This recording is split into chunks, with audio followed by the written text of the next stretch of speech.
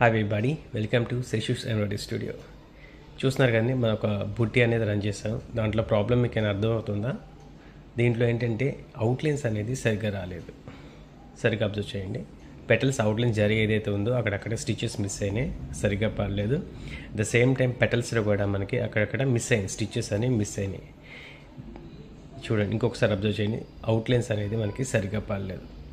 దీని ప్రాబ్లం ఏంటంటే చాలామంది డిజైన్ ప్రాబ్లం అనుకుంటారు. ఇది కాదండి, ఇది ఏంటంటే నీడిల్ సైజ్, ఇంప్రాపర్స్ నీడిల్ సైజ్ వాడటం వల్ల ఇలాంటి కంప్లైంట్ అనేది వస్తూ ఉంటుంది. బేసిక్గా మిషన్తో అందరూ 70/11 అనే మిషన్స్ నీడిల్ వస్తూ ఉంటుంది, అది అందరూ వాడుతూ ఉంటారు. బట్ ఇది జరీ రంజిటది రికమెండెడ్ కాదు. జరీకి అయితే మనం ఎప్పుడైనా సరే 90/14 అనే సైజ్ వాడుతూ ఉండాలి. 90/14 ఈ సైజ్ వాడిన తర్వాత వర్క్ ఎలా అయిందో ఒకసారి చూడండి. ఇప్పుడు ఇది చూసారా, ఇది ఇందాక 90/11 అంటే 11 సైజు వర్క్ చేసిన బుట్టి అనమాట. అక్కడ గ్యాప్ ఫిల్ చేస్తున్నాం. ఇప్పుడు చూడండి, మీకు 14 సైజ్ ఫిట్ చేసి అదే డిజైన్ అదే బుట్టి మళ్ళీ రన్ చేశాను నేను. ఇప్పుడు చూసారా, ఇక్కడ నోటీస్ చేయండి, అవుట్లైన్స్ కూడా పర్ఫెక్ట్గా వచ్చినాయి అండ్ ఫిల్లింగ్స్ కూడా ఎక్కడ గ్యాప్ లేవు. చూస్తున్నారు కదా, అవుట్లైన్స్ కూడా చాలా పర్ఫెక్ట్గా వచ్చింది అనమాట. ఎక్కడ ఒక స్టిచ్ అనేది కూడా మిస్ అవ్వలేదు.